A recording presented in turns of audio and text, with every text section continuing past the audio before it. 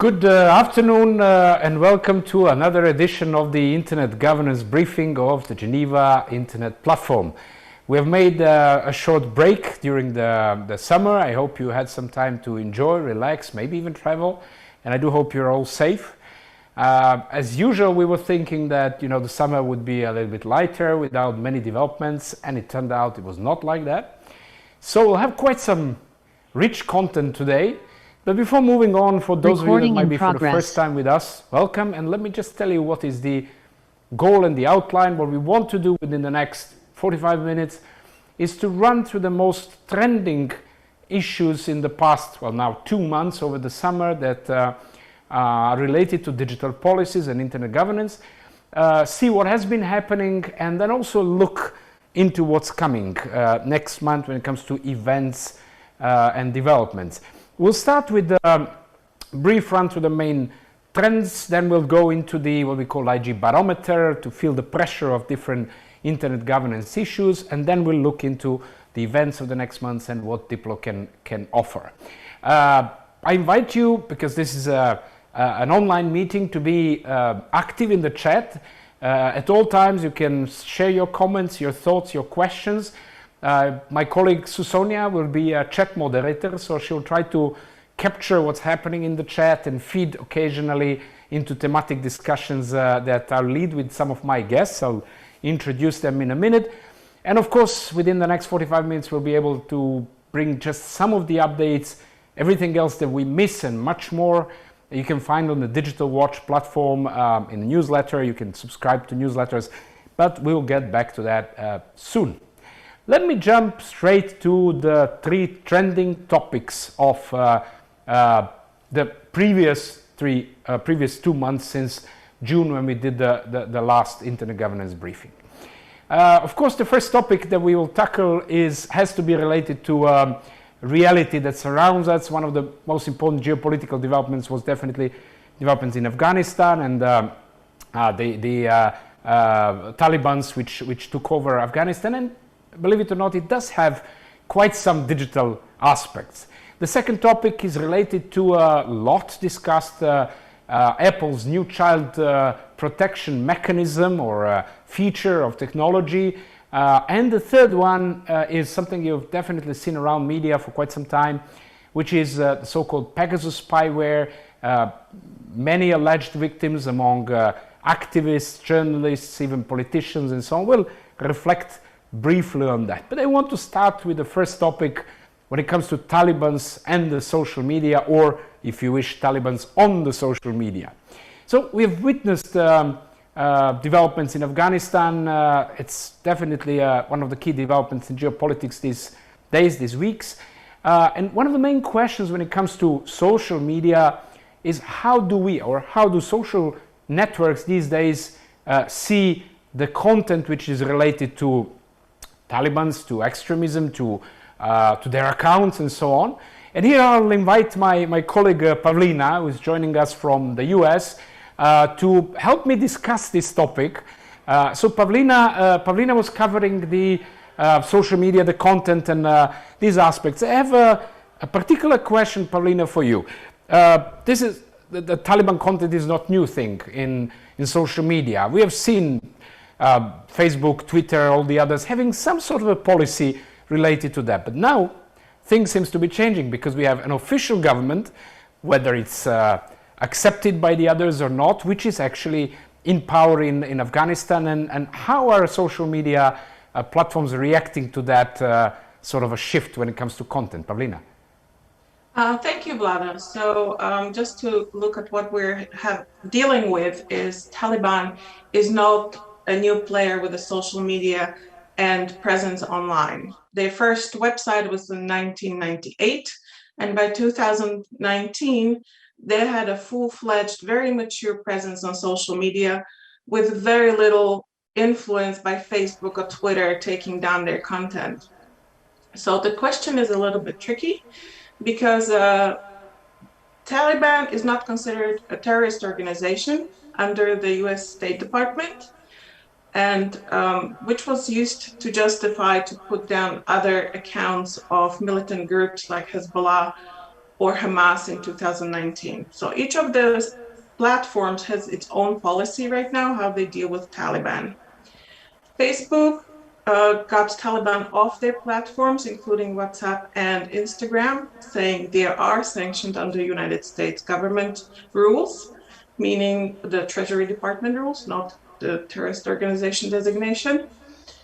But Twitter, on the other hand, allows Taliban to be on its platform. There are about 12 accounts with a total following of 1 million followers, with very mature content in English, and content especially geared towards the international arena, making and trying to make the Taliban's message more palatable to international players. They're changing the way they speak. They moderately change the wording in order to play into the international arena and trying to gain the legitimacy. So each of the platforms, Facebook with complete ban and Twitter with following whether they break the rules, handle them differently. Also, in addition to that, there's a question of users. Different platforms protect users differently. As you know, they are going on and, for example, protecting the likes on Facebook. They're archiving tweets.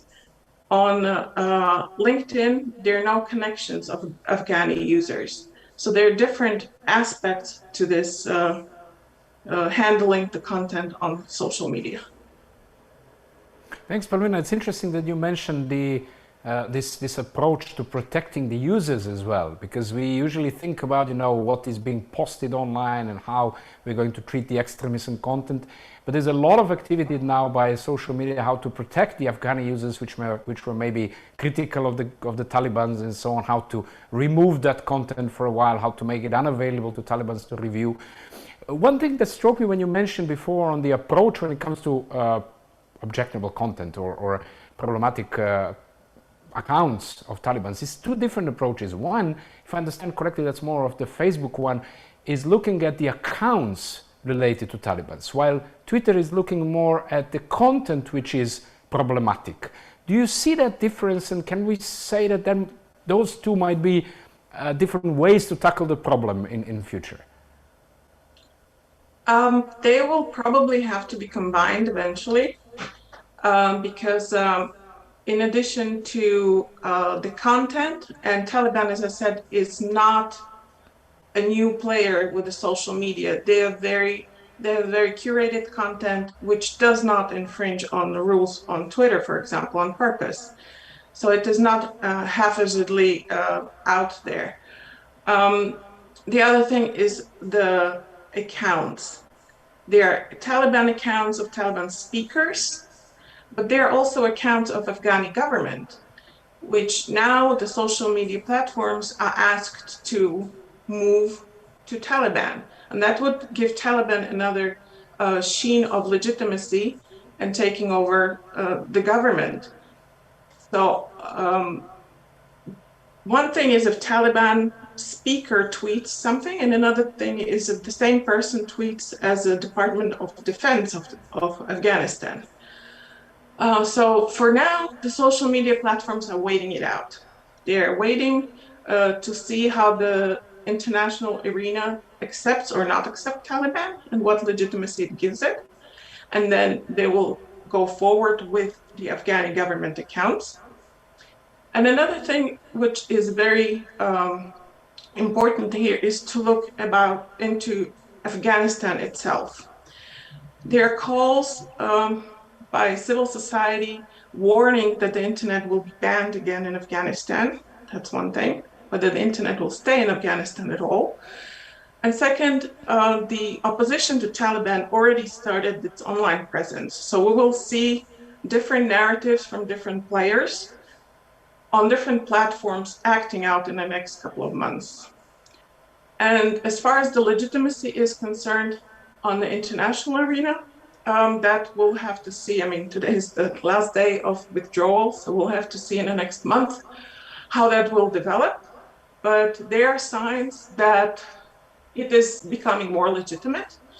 And one of them, just briefly, is two press releases by UN Security Council on the 16th of August and 27th of August, both of them related to security in Afghanistan.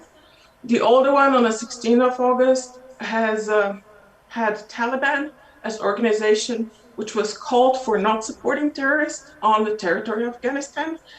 And the later one on the 27th already had Taliban not mentioned. So it was only calling for organizations in Afghanistan not to support terrorists. So that is one of the slight signs of Taliban being more legitimate in the international arena. Thank you, Pavlina. It's also interesting what you noted, that the way the Taliban's address social media and use it will definitely change. So it will be quite interesting to monitor. I mean, I think the whole world was sort of surprised, or many wouldn't probably say that, with what happened in Afghanistan that quickly. So we'll keep seeing the policies related to social media. I want to get back to all of you, and particularly Susonia, who is a chat moderator today, to see whether there are any comments or reflections related to this topic or social media in general. So I'm switching to Susonia. Sonia, anything interesting from the chat at the moment? There is one very interesting question, Vlada. Are the Taliban also deploying this charm offensive on social media in China as well? Mm-hmm.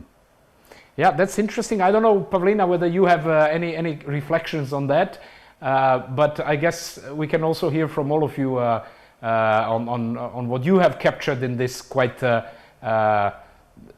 fast-moving environment. Pavlina, do you want to comment on this one, or should we leave it for further research?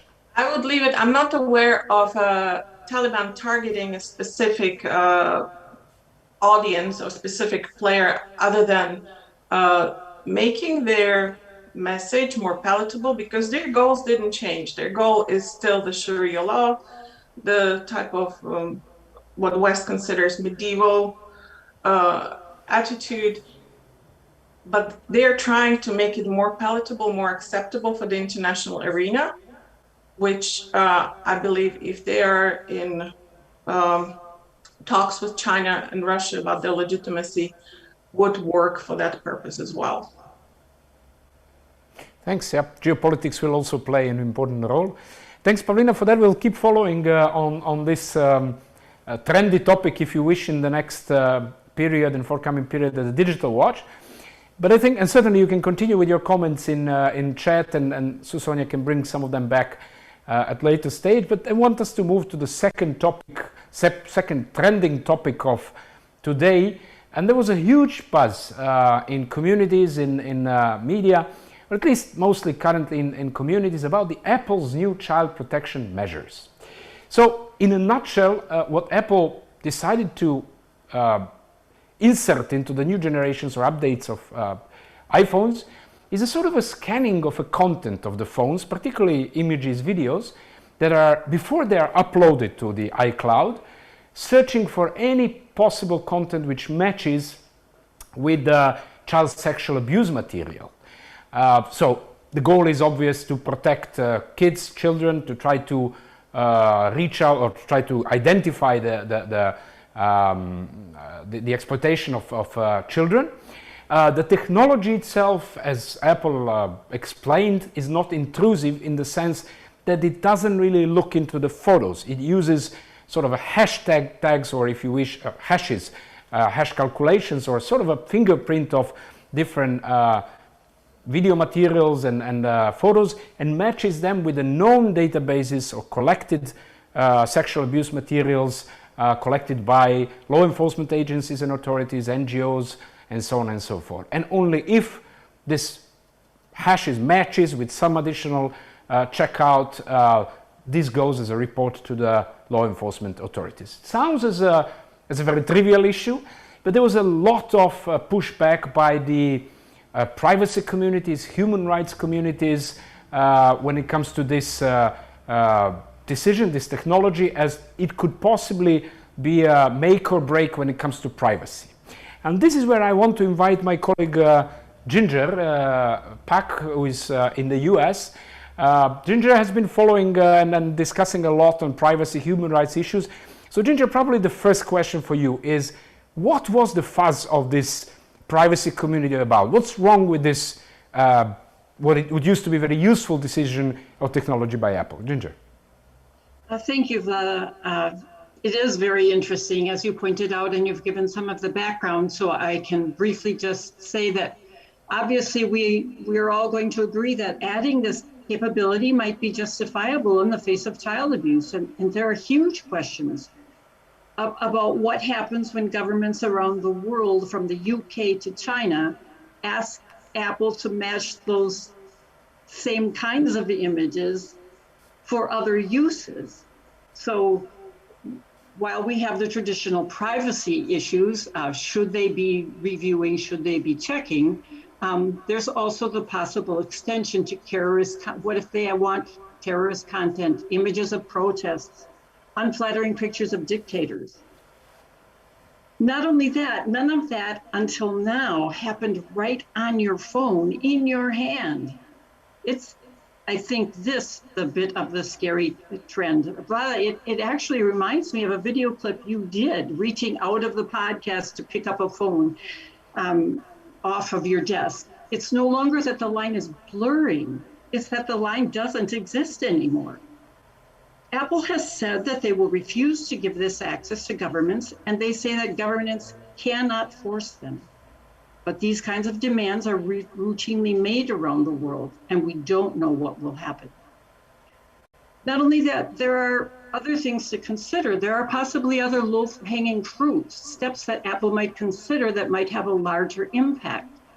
For instance, the Tech Transparency Project reports that a registered 14-year-old Apple ID user can still access and download adult apps just by clicking yes on the pop-up box. They just say, if I'm over 18. Even if their Apple ID knows they are only 14, this click is accepted.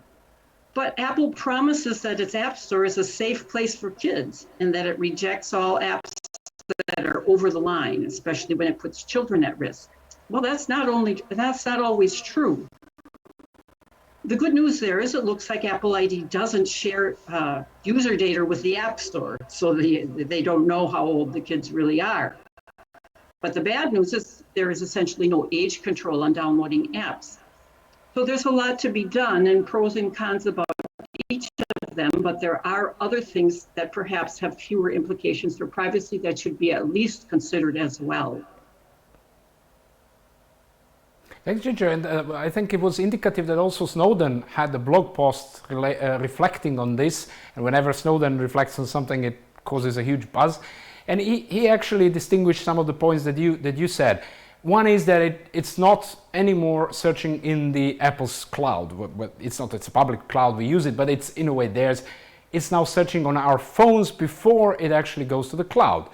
Technically speaking, there is not much difference in that, but in sense of, but it's a feeling of whether you own the phone or not, because anyhow, most of us use 90% the cloud, not really anything on the phone. Everything goes to the cloud. And the second comment that he has was that the number of technical community people say it doesn't work, that there are a lot of false positives, false negatives in this decision on whether the content matches the child sexual abuse databases. And the third one, which is for me probably the most interesting one, we said is, as you said, that it could easily then be extended from child sexual abuse content to anything else, to terrorism or combating different political views and sexual views or whatever. Now, I want to tease you a little bit and maybe play a devil's advocate. Is it really about the technology? Or is it again how we are going to use that technology? If we start complaining about technology which can actually do good things, and instead we should control the government, the way it's used, we should control Apple. My question is, if we go back to the 90s and we see how internet is disturbing today our privacy, our rights, and all of that, which we didn't expect back then, would we say back then, well, let's stop the internet? Or we just fought for it and found ways to use it in a smart way? How would you react to that? Well, obviously, I would first say, of course not. I was a early enthusiast of the internet and the ability to communicate. We would never give that back. We would not go back. If we're thinking back and if we could intervene, we might have made a few changes back then to protect everyone. If you, we all recall, the early internet community had different priorities and were not their highest priorities were not security and privacy. Yet today, you think internet and you think cybersecurity. Your top specialists are no longer software programmers and IT specialists, they're cybersecurity specialists. So things have changed. Privacy and security by design were needed at the internet infrastructure level when TCP/IP was designed. So that's what I would say. Privacy by design in apps and software is too little, too late. We're dealing nowadays with that very idealistic early internet community lack of cynicism. Could they have known? Should they have known? Apparently not. Maybe we should invite Vince Cerf to give a podcast on that topic. It might be very interesting to look back and see how this evolved. It's a good idea actually to try to get Vince Cerf for some of the next editions. Before I pass the floor to Sonia to see, I'm sure there are comments in the chat about it. I wanted a quick reaction from you. What stands out somehow from all the reactions by the community towards the initiatives like the Apple one, but also the others of the Five Eyes and others that try to, at least officially, control the terrorists and the criminals, is that it's usually a very clear pushback. There seems to be lack of willingness of the community to say, okay, this technology is flawed, it has a lot of problems, it can be misused, but let's see how we can jointly with Apple use some good bits of this technology or good bits of that technology. It's usually 0 or 1. It seems like it's a digital approach, not an analog, which we might need more. Do you have that impression that we should be more cooperative in saying, okay, there are bits of this solution, let's see how we can fine-tune to get rid of the bad ones? Any thoughts on that? I'm not sure that's possible, Vlad. I think that's what we've been doing. I think we've been seeing innovations copied and carried over from one invention to another. We take the best. We do take bits and pieces. We take bits and pieces of the good things, and then we go and use them for armaments, for war. Those things weren't invented as war armaments. They weren't meant to be aggressive. The same thing happens. These technologies that we use to communicate, to explore, are now being used in other facets and in other ways, and we're always going to invent. So I would say we're already doing that, and we're dealing with those repercussions. It's something that happens. We're always going to have to deal with the unintended consequences, as Jovan would say, the unknown unknowns. And I think that's a consequence of human innovation. Thanks a lot. A very, very provocative topic, which we'll definitely use for our courses as well. We already started discussing, when you start digging through these cases, you have so many arguments in different directions. I'll move on to Sonia, to see what's happening in chat. Do we have some interesting debates on this topic, or Sonia? Thank you, Vlada. Well, the question of China and Taliban earlier prompted some discussion about China's new and very interesting regulations that include regulations about games, cloud storage, and the Personal Data Protection Act. There's even a new regulation right now which prohibits children for only 3 hours of gaming a week. And a question is how this regulation will be implemented and how possibly children will try to break this rule. And of course, another point that was discussed intensely was privacy and technical arguments against privacy and how the public receives or interprets them. And as we've seen in different examples and in different countries, and even when sometimes there's a referendum regarding a new privacy rule, if the arguments tend to be too technical, even youth groups seem to not mind, or at least on the surface, not mind that there's a new privacy invasive regulation by tech companies or the government coming in. So that would be the two main points, I'd say, being Thanks, discussed. Sonia.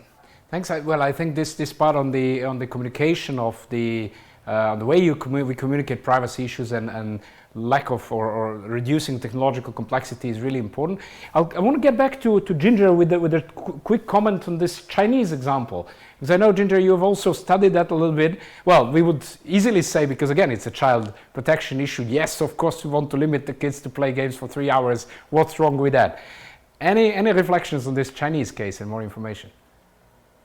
Well, actually, it is quite interesting and certainly has its advantages. And we don't want our kids to be addicted to video games, and we all know kids that have problems with it. But if you compare adult supervision with the safety measures, which is 3 hours a week, 1 hour on Friday, 1 hour on Saturday, 1 hour on Sunday, and 1 hour on holidays, no internet use on school days. As parents, we might say, hey, I like that. No more fights. It's not my fault anymore. But then you stop and think, how are they going to enforce that? How will they monitor it? And what intrusive measures might be justified to check up on this? This could be part of China's general reining in of big tech. Gaming platforms have already lost market points, and this just happened Monday. The rhetoric released has already softened a bit in reaction to the market. And Tencent has said it would introduce new rules, starting with its flagship Honor of Kings game, that will enforce even tougher limits on playing time than required by the authorities. So the young gamers will have limits on how long they can play imposed by the platform, and children under, I believe, 18 will not be able to make in-game purchases. But this is just the beginning. Right now it is a technical in-platform monitoring, but we do have to keep an eye on whether it will proceed and be more intrusive than that. And of course, how can the government decide for a family what limits and how these things should be applied in essentially what is an arena of parental responsibility. Thanks, Ginger. Again, a topic for further discussion. We'll certainly follow on that and a lot of nuances. And thanks for waking up so early to contribute to the briefing. We'll move on with the third trending topic of the month, which is, as I mentioned, the Pegasus software. And I'm sure many of you have read actually in the newspapers in the previous weeks the discovery by a huge number of a consortium of journalists of a list of about 50,000 names, phone numbers, which were allegedly or possibly spied on by a number of governments, thanks to a spyware, sort of a malware, or if you wish, a software which exploits the vulnerability in our devices, which is produced by a Israeli company called NSO Group. Now, what comes interesting out of that is that the way they did it, the way the software works actually, is looking for vulnerabilities, existing vulnerabilities in software, let's say in Apple operating system, in Android operating system, in Microsoft and so on, mainly for mobile phones now, and also other applications like WhatsApp and so on, and finding very innovative ways to insert malware in it and then simply take over a full control of your device, even more than what you could do as a user, the intruder could do. And that was sold as a package to a number of governments around the world, which were allegedly spying not only on terrorists and criminals as they promised to do or had in a contract, but also on journalists and even on politicians. And even in different jurisdictions, there was a case of Saudi Arabia, or it was Qatar, I can't remember correctly, spying on some of the UK citizens. So quite a mess. And here I want to invite Jovan Kurbalija to join us from Geneva. I don't want to get much into technical details, and certainly I can dig a little bit more as needed. But I want to ask you, surveillance is nothing new. Surveillance is, and even espionage, if you want, is nothing new. We have seen it for ages and centuries. Why is this specific case so interesting and so specific, Jovan? Sure, Vlada, it's not new. Since our far predecessors started running away from the big animals, they learned the principle to see and not to be seen. And it is quite inbuilt in our, I would say, biological or psychological DNA. And the surveillance has been evolving from the romantic stories of James Bond to the current moment. And in a way, there is nothing new in principle, and there is nothing new even with Pegasus and NSO, because it was identified 3 or 4 years ago by Citizen Lab, and they did quite an interesting research. But we have been rediscovering things. We have a short memory. We got excited. I think journalists enjoy of just refurbishing the whole stories and putting them in the new context. And by the way, this is one of our events will be in September, while journalism is covering all issues on AI, cybersecurity in such a shallow way. And therefore, what is new substantively is privatization of surveillance. It was a state activity. Now you have companies, they sell the surveillance tools to other governments, which in the past couldn't afford that, or to private entities. This is very, very new phenomenon. And what is new is the question how to regulate, what to do with it. Should you do something on national level, or issues as very serious, not necessarily because of privacy, which is usually focused on many coverage, but this is the endangering the public space. Very often targets are people not in their private by professional capacity. Journalists, civil society activists, other government actors, and very often related to their silencing in the public space and public discussion. Therefore, we have very conflated discussion of many aspects, unfortunately not in-depth analysis from the conceptual level of this difficult moment of privatization of one of the core state function to the question what it is about. Is it privacy? Is it espionage? Is it surveillance? Is it freedom of opinion? There are very strong views on that, and what to do with it. This is new development. Thank you, and I think you strike the right point there when you mentioned that it's about mainly, or what's new is actually the privatization of espionage. What we see is actually an Israeli company which has developed a tool to exploit existing vulnerabilities and sell it to governments. Now, my question to you is, who's responsible for that? Because if we unpack that, we see that the vendors, the software producers, let's say Apple, Facebook, Android or Google, they are the ones who actually leave some sort of vulnerabilities. Of course, it's a very complex process, it's a topic in itself. We cover it with the Geneva dialogue process on how to make products more secure. But they have a part of responsibility. Then the Israeli company which is exploiting these vulnerabilities, albeit legally, they're doing, it's not illegal, even though we see more and more trends in the group of governmental experts, open-ended working group recommendations that vulnerabilities shouldn't be exploited. But is that their responsibility? Or it's the governments which are now misusing the software which they bought and they said they'll be using against criminals and terrorists? Or is it our responsibility as users which are buying the software which is not, which is weak and vulnerable? How do you see that? All of the above, all what you mentioned, but let me be more precise because we need precision now in this discussion.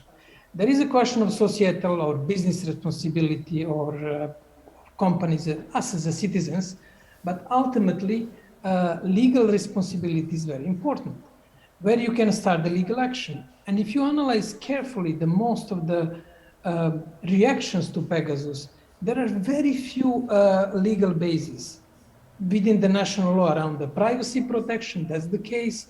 In international arena, espionage is not banned. Countries spy on each other, and it is not against the international law. There is one provision in Vienna Convention that you are allowed to collect information by using lawful means. But strictly speaking, there were a few attempts, but there were no provisions to ban spying. Therefore, what you have currently is a confusion, a very huge importance of this issue, because it's undermining technological developments, solidity of public space. It is putting at risk civil society, journalists, people who cannot protect them easily. But in the same time, legally speaking, it's difficult to find the angle. Maybe via privacy on the national level, but on the international level, you don't have an instrument. Well, there are Wassenaar and a few other instruments that you may apply, but basically what is left is what did the High Commission for Human Rights, Michel Bachelet, is to call people to act responsibly.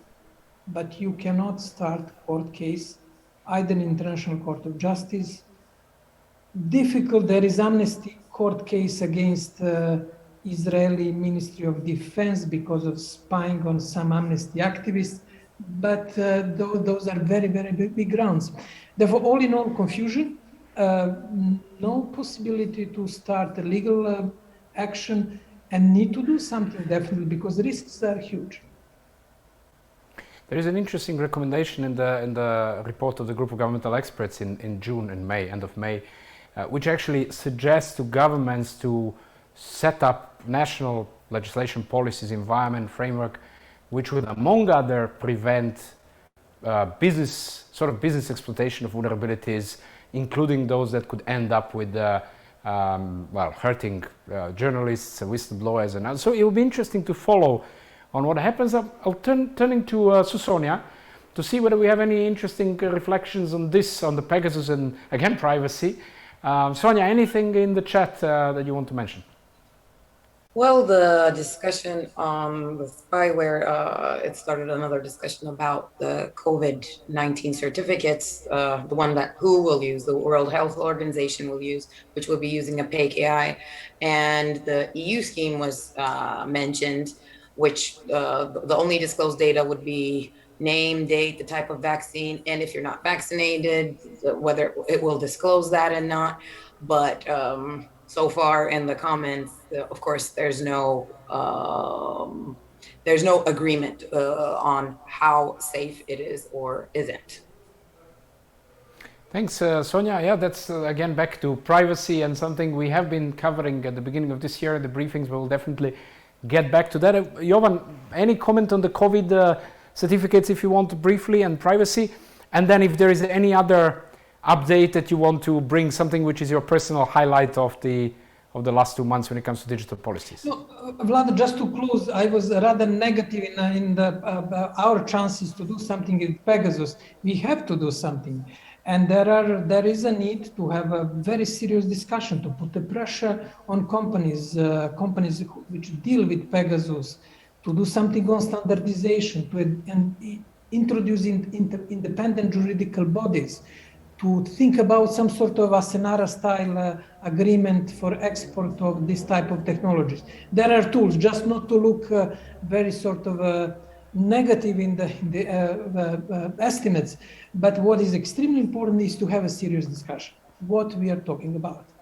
Is it privacy protection, protection of public space, protection of diplomatic law, business responsibility, and unfortunately in media coverage you can find it rarely. Now, what is my highlight of this month, and I will share with you this photo if I can find it, which is probably, there is this famous saying that one picture can say 1,000 words. I think this picture, if I find it, can say 1 million and even more words. It is a picture of Elon Musk and Laschet, if I'm pronouncing it correctly, the candidate to replace Angela Merkel. And why is this important picture? And I think that could be analyzed more. Well, there is a body language. Elon Musk seems to be very happy. Laschet, basically, he's getting some fame from the big man ahead of the elections. Let me stay in the middle.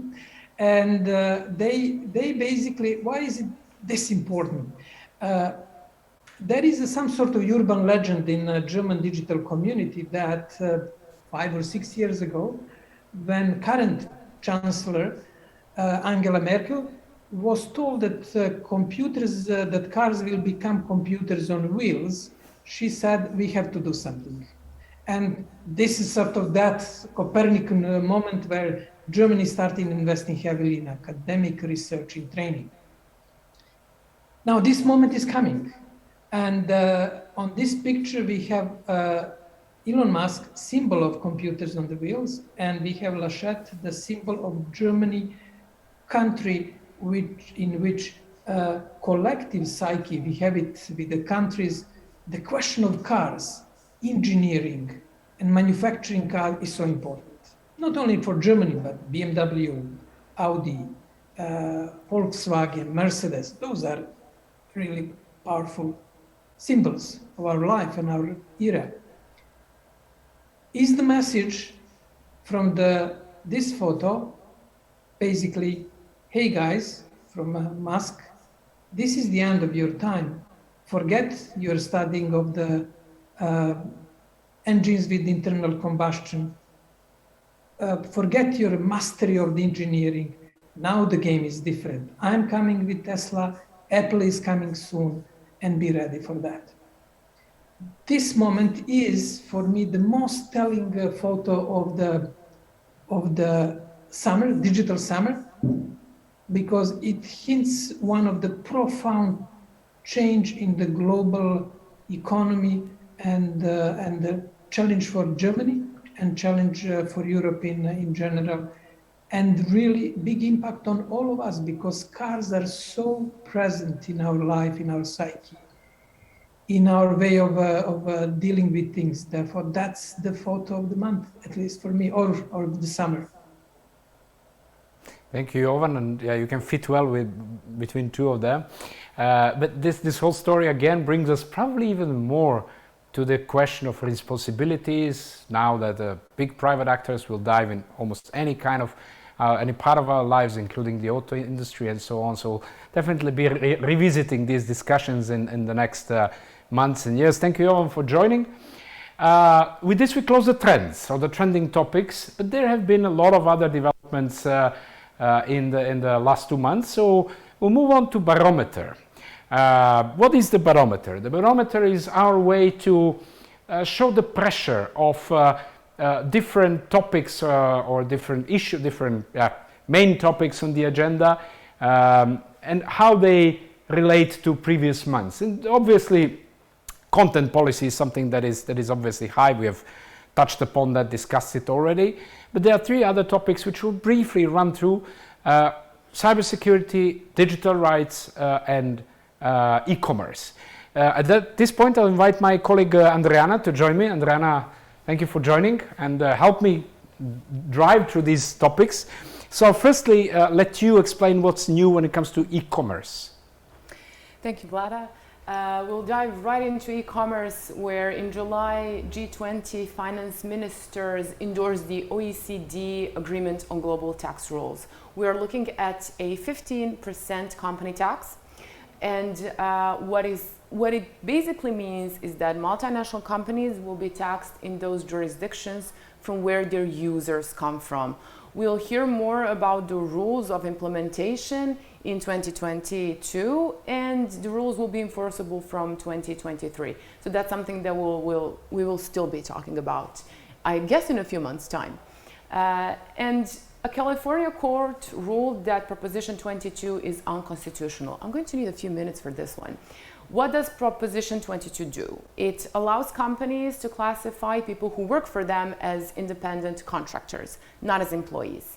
And why is it unconstitutional? There are 2 reasons. Number 1, it stops legislation from saying in the future, hey, these people are workers and they are entitled to workers' compensation. And number 2, the Constitution says that every single law has to have a single object or purpose. And Proposition 22 has 2. And the other one would be that drivers cannot create a union, workers cannot create a union. And this is why the court has ruled that Proposition 22 is unconstitutional and completely unenforceable. What can we look forward to in the future? Companies such as Uber and Lyft will probably try to get a stay on the judge's ruling, particularly because they already invested quite a lot to push forward this proposition, over $220 million. And Uber is saying, this is against the law, this is against reason, because 58% of Californians approved this last November. What follows after that is probably the case going to the Court of Appeals and then probably to the Supreme Court of California. If all of this happens, and it probably will, this entire process could last the entire year. So this is also something that is not set in stone, and we will still talk about this in the future. Thanks, Adriana. We'll definitely follow on that on the Digital Watch. And remember, we also started with the new course on economic aspects of digital policy. So this will be a topic to continue following. The second topic, the second high pressure topic of the last 2 months is cybersecurity, or security if you wish. On one hand, we have a number of a coalition of states, again the US, EU and a number of others, accusing China for carrying out the cyber attack on Microsoft servers.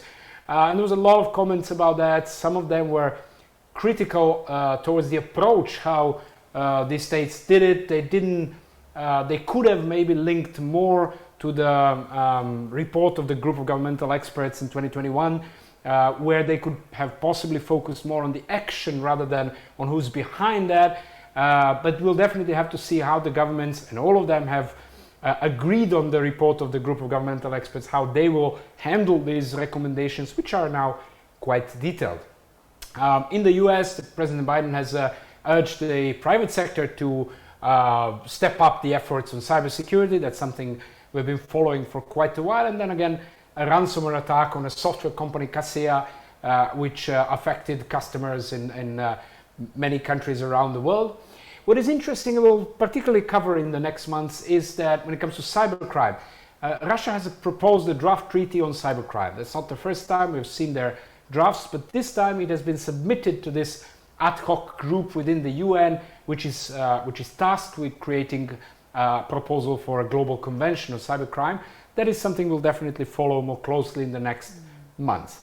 And finally, the US and Russia, following on also on our reports on the meeting of President Biden and President Putin, what we call the cyber detente with a question mark, whether something will follow up. We have seen a number of cyber talks, as well as, which went along with the strategic stability dialogue between the two countries. Strategic stability dialogue thus far covered a little bit of digital technologies. Whether it will continue, we'll see. But it seems like the cyber talks, which is more focused on cyber, will continue. The next dialogue, stability dialogue, is scheduled for September. And by the way, we have a monthly coverage or follow-up on the updates on what happened after this meeting of the two presidents on cyber detente, whether it works or not. And I invite you to subscribe to these updates, and Adriana can certainly tell more about that. The next and the final topic of high pressure today is digital rights. Adriana? We already covered the Pegasus spyware, so let's not go into detail there. We already heard quite a lot.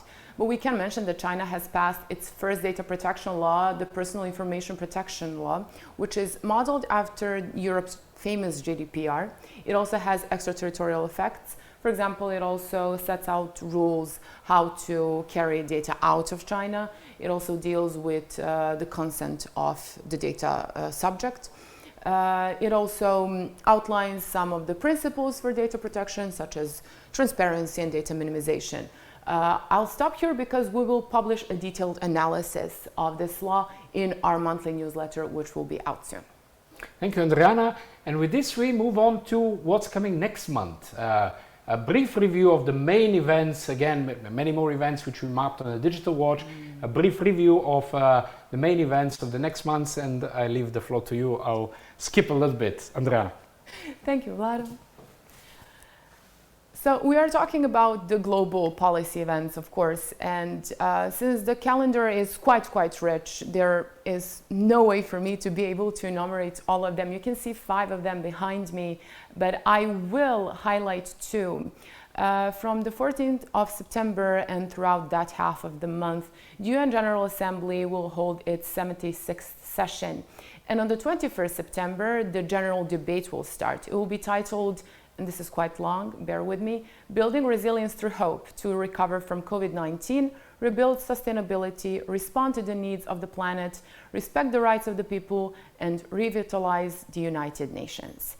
Now, At the GIP for 5 years already, we have been covering the general debate in the sense of looking what countries are talking about when it comes to digital policy. We look at all the most important topics and we see how many countries actually thought that digital policy is something that needs to be highlighted at this level. And this is a research that you can look forward to at the beginning of October. And towards the end of September, we will have the WTO Public Forum, this year themed Trade Beyond COVID-19, Building Resilience. It will look at how the multilateral trading system can help build resilience to COVID-19 and future crises. We traditionally report from this event, and most likely the GIP will also report from a selection of sessions this year as well. If we missed any important event, please feel free to suggest your candidates to the chat, which we will add then to our Digital Watch Observatory. Use hashtag events and our moderator will pick up on them. And also visit dig.watch/events to see all those other events I couldn't highlight right now. There are quite a few. It's autumn. Everyone is getting back into the saddle. Without further ado, I will now give the floor to my colleague Marco Lotti, who will tell us what Diplo is preparing in terms of events, but also courses and newsletters in the following month. Marco, over to you. Thank you, Andriana. As you rightfully pointed out, after the summer break, we're back with a full agenda, with a very busy autumn, both in terms of resources, courses, and events. And I'll precisely start with events. Next week, we have our online event, Digital and Diplomacy. What are we actually talking about? And the following week, we will have the REG Horizon AI Conference, a 2-day conference on the topic of AI and algorithms. On the 27th of September, so towards the end of the month, we will have our media tour. As mentioned before, the media tour is part of 12 tours to navigate digital Geneva. But since the beginning of this year, we have chosen precise digital policy issues each month, through which we look at international Geneva. We just concluded 2 days ago our AI and Internet of Things tour, whose report will be published this afternoon. And this month will be the turn of media. As Yo was mentioning, this is the occasion for us to ask the question, how is media tackling digital issues? And most likely, and most importantly, how is it covering the digital developments that are happening in Geneva? And then on the 30th of September, we have our usual weekly masterclass appointment, Diplomacy and the Invention of Telephony and Wireless Communications. So this is all in a nutshell when it comes to our events. As Andriana also said, in the GIP website, you can find a more complete list of what to expect, not only from us, but also what is happening in Geneva. Let's look now at our next slide, which is covering our resources. So what to expect. Next week, we have our usual monthly newsletter, which will cover up and analyze not only the developments that we heard today, but way more of what has happened also this summer. On the 16th of September, we have our monthly Cyber Detente Barometer. And for those of you that are impatient and cannot wait our monthly newsletter, every week, every Friday, we publish the GIP Digital Watch weekly newsletter, just to stay on top of digital developments as they happen. And you can subscribe at the link that is shown in the slide, and also my colleague Susonia will drop in the chat. Then let's look at our last slide, which is covering courses. As you know, as many of you know, January, February, and September, October are the busiest months for us when it comes to our courses. We have a number of application deadlines that are coming up. The 1st of September, one of our most famous courses, Humanitarian Diplomacy, which is an online course. And then a number of other courses, Science Diplomacy, Language and Diplomacy, Cybersecurity, the Advanced Diploma in Internet Governance, Negotiation Skills, and Economic Diplomacy, which also Vlada mentioned before. So if you're interested in these topics, you're more than welcome and actually encouraged to apply, because you still have a few days to do so. That would be all from my side in a nutshell. Andriana, I'm giving the floor back to you.